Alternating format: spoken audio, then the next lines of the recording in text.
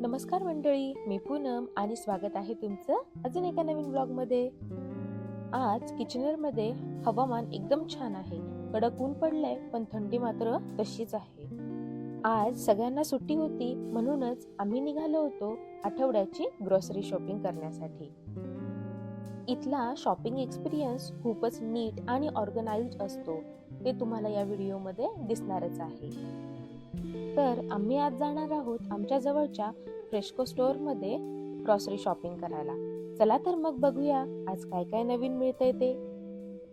आता स्टोअर मध्ये एंट्री केल्यावर सगळ्यात आधी आपल्याला दिसतात ते कांदे आणि बटाटे.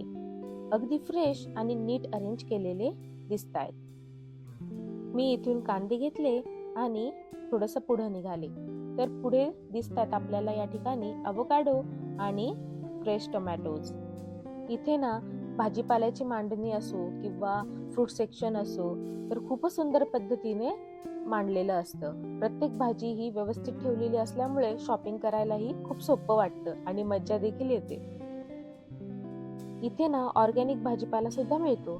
त्यात मला फ्रेश पालक दिसली, मी ती लगेच घेऊन टाकली. आता थोडस पुढे आल्यानंतर दिसतात ते म्हणजे ऍपल्स. तर इथे खूप व्हरायटी आहे ऍपल्सची. काही हिरवे दिसतायत, काही लाल दिसतायत, काही पिवळे दिसतायत, काही लाल पिवळे मिक्स देखील दिसतायत. वेगवेगळ्या कंट्रीज मधून आल्याने या ठिकाणी व्हरायटीज देखील खूप सारी बघायला मिळते.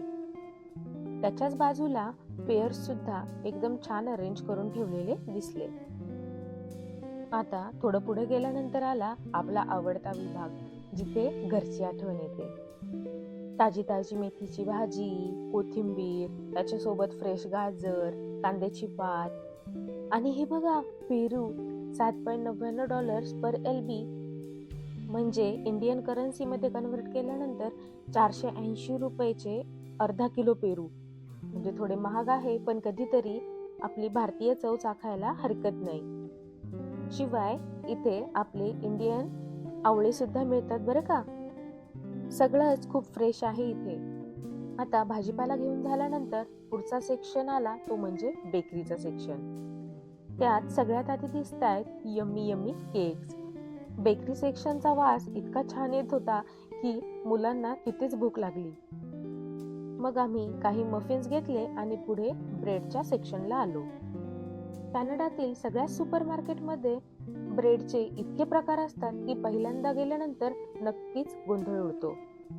इथे इतके ब्रेड्स बघून खरंच वाटतं की त्यांच्यातच आपापसात कॉम्पिटिशन चालू आहे की काय.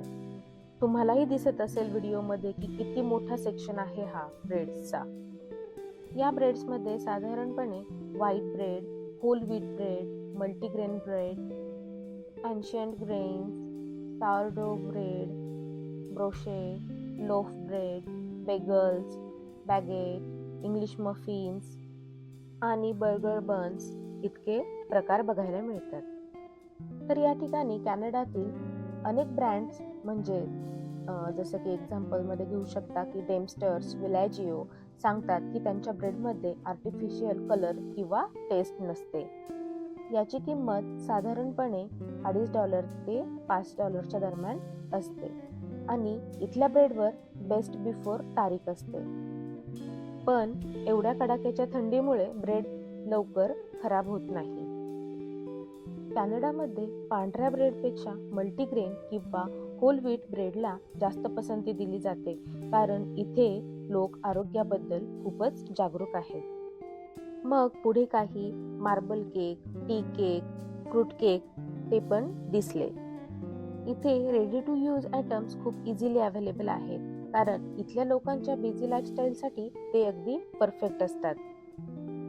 आणि आता हा आहे मिल्क सेक्शन. इथे दुधाचे खूप वेगवेगळे प्रकार असतात. प्रत्येकाच्या गरजेनुसार ऑप्शन्स इथे बघायला मिळतात. इथे आपलं काऊ मिल्क, बफेलो मिल्क तर मिळतं, पण त्याचसोबत आल्मंड मिल्क, कोकोनट मिल्क हे देखील तेवढ्याच मोठ्या प्रमाणात मिळतं. त्यानंतर मुलांसाठी काही फ्रूट ज्यूस आणि फ्लेवर्ड योगर्ट देखील घेतलं. आणि हे बघा इथे मला काय दिसलं, फ्रोझन भेंडी. खूप कन्व्हिनियंट ऑप्शन आहे हा, एस्पेशली जेव्हा फ्रेश भेंडी अवेलेबल नसते तेव्हा. आणि पुढे गेल्यावर वाव, आईस्क्रीम सेक्शन. इतकी व्हरायटी होती इथे की खरंच वाटत होतं सगळंच घेऊन जावं घरी. प्रत्येक फ्लेवर अवेलेबल. चॉकलेट म्हणू नका, व्हॅनिला म्हणू नका, टुटी फ्रुटी म्हणू नका, literally everything is available here. आणि तुम्हालाही दिसत असेल व्हिडिओमध्ये की किती मोठा सेक्शन आहे हा आईस्क्रीम्सचा. पुढे गेल्यानंतर दिसला मला स्नॅक्स सेक्शन. इथे चिप्स आणि वेगवेगळे स्नॅक्स आयटम एकदम व्यवस्थित अरेंज करून ठेवलेले होते. हे मुलांच्या क्विक क्रेविंगसाठी अगदी परफेक्ट ऑप्शन आहे आणि मोठे देखील खाऊ शकतात. आता पुढे आहे कॉफी आणि टी सेक्शन. इथे तर ऑप्शन्स बघूनच कन्फ्युजन होतं. यामध्ये वेगवेगळ्या प्रकारच्या coffees, green tea, lemon tea, चाय, आईस टी. अरे बापरे, खूपच व्हरायटी होती इथे. आता पुन्हा आम्ही फ्रूट सेक्शन मध्ये आलो. तर इथे मला दिसले फ्रेश वॉटरमेलन, मस्कमेलन आणि ड्रॅगन फ्रुट्स पण. खूपच टेम्पटिंग वाटत होते म्हणून मी ते घेतले. मग पुढे मला दिसली कैरी आणि त्याच्याजवळ होते आंबे. ते पण घेण्याचा मोह झाला. खूपच गोड वास येत होता आंब्यांचा, असं वाटत होतं जसे काही साखरच. आता पुढे दिसली मला केळी. तर केळी माझ्या दोन्ही मुलांना खूप आवडते. इथे फ्रुट्स घेताना ना एक इंटरेस्टिंग गोष्ट आहे. इथल्या प्रत्येक फ्रूटवर एक लेबल नंबर असतो. जर नंबर 9 ने सुरू होत असेल तर ते ऑर्गॅनिक फ्रुट्स असतात आणि जर नंबर 4 ने सुरू होत असेल तर ते इनऑर्गॅनिक म्हणजे केमिकल्स वापरून पिकवलेले फळं असतात. मी नेहमीच ऑर्गॅनिक फ्रुट्सच प्रेफर करते, त्यामुळे मी ते चेक करून मग घेतले. आणि पुढे गेल्यावर मला दिसली खूप फ्रेश आणि एकदम ताजी ताजी कोथिंबीर. ती देखील मी लगेच घेतली. आणि हे ऑरेंज बघा ना, इतके मोठे आणि फ्रेश दिसत होते की त्याच्यावरून नजरच हटत नव्हती. आणि हे बघा, इथे आहे आमचे स्पेशल गेस्ट खुशी. तिला शॉपिंग पेक्षा ट्रॉलीमध्ये बसून राणीसारखं फिरायला खूप आवडतं. तर सगळं सामान घेऊन आम्ही बिलिंग सेक्शनला गेलो. तिथे पेमेंट वगैरे करून बाहेर निघालो. आणि बाहेर येऊन बघतो तर काय, मगाशी ऊन होतं आणि आता जोरात स्नोफॉल सुरू झालाय. हे तर कॅनडाचं वैशिष्ट्य आहे. हवामान कधी बदलेल याचा काही अंदाज नाही. रात्रीच्या वेळी हा पडणारा बर्फ किती जादुई दिसतोय ना.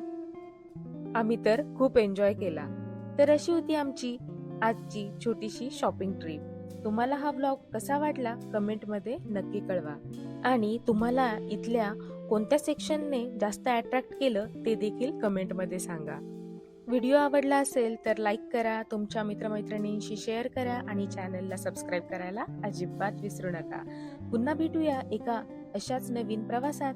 तोपर्यंत काळजी घ्या. बाय.